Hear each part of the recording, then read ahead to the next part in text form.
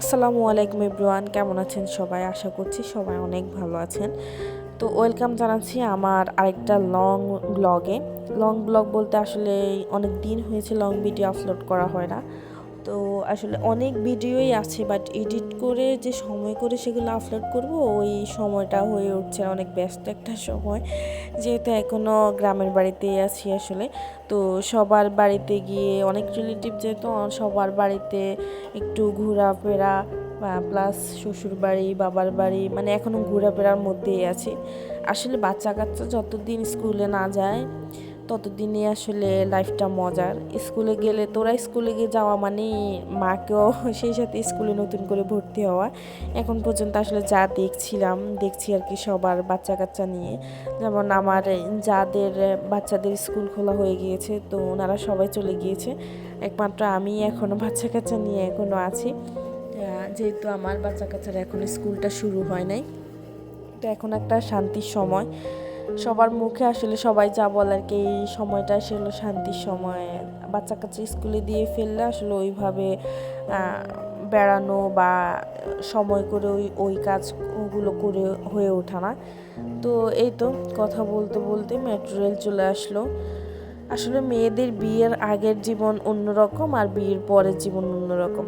তো এখন যেমন বিয়ের আগের জীবনটা খুব মিস করছি, সিঙ্গেল ছিলাম, যেখানে ইচ্ছে চলে যেতাম, ঘুরতে ফিরতে অনেক মজা। বাট এখন যেহেতু বিবাহিত লাইফ, বাচ্চা কাচ্চার মা হয়ে গিয়েছি, 2 বাচ্চার মা হয়ে গিয়েছি মাশাল্লাহ।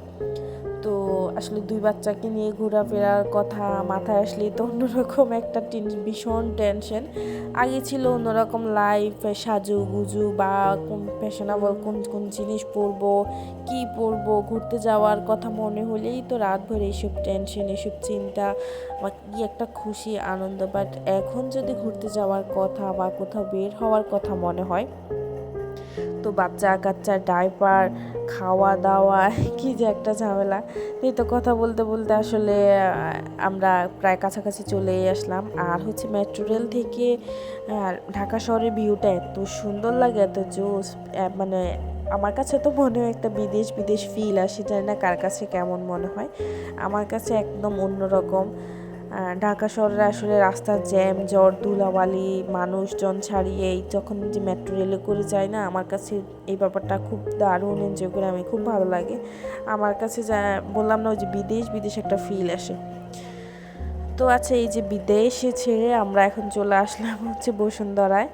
তো এসে আসলে অশাকে একটু খাইয়ে নিচ্ছিলাম আসলে, ওর জন্য একটু যেহেতু একটু জার্নিং করেছে তো ওকে একটু রেস্ট করাচ্ছিলাম।